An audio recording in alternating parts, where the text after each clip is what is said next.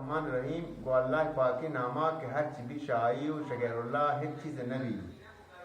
मन आरफ बलोच در खिदमत شما مجددا با یک دیگه کاری به امید خدا ایشی یک موتور یخچاله چه موتور یخچال چه موتور کولر که روی ما شما موتوران یخچالان واش کار نکنه موتورانش آواز کنه موتوری که آواز کو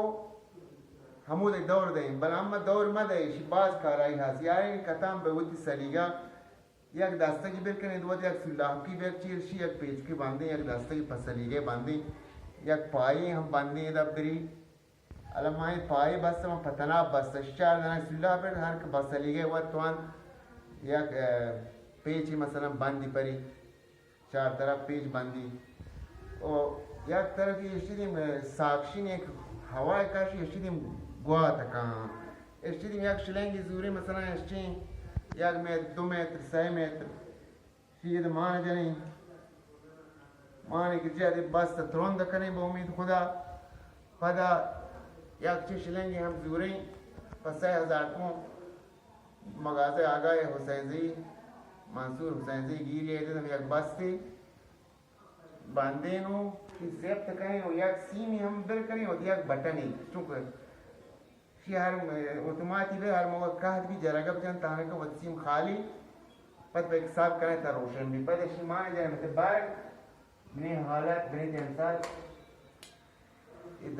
این دفعه ماشاءالله می گو ارزاد آقای ابراهیم علبا یحتر مار کمکدن شما فیلم گی داستان ها نہیں الحمدلله اوهم یک توپ زنبلی با امید خدا الان روشنه نو توپ بچاری باری که چونکابی در ظرف شی برای کسایی که مثلا روٹے مثلا پنچرگیری بجنه باز واشن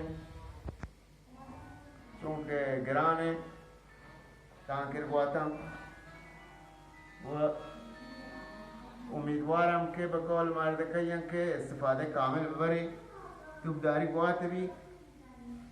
و من زانه که باز این چشما زانه که شی گوات کام بل بازی نی هم نزان ما بخاطر آیم پیم پورتا که نزانه حالا 100 درجه گواه تکن؟ درجه دیگه تمام اندازه گواه تکن که دل بکشی شی موتور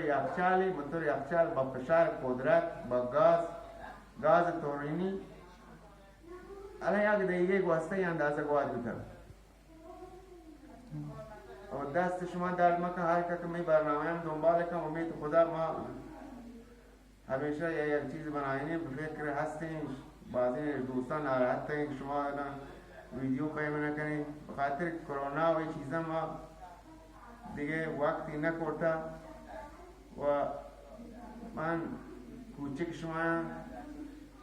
به امید خدا همیشه موفق بی خدا حافظ شما این همه اشتوک ما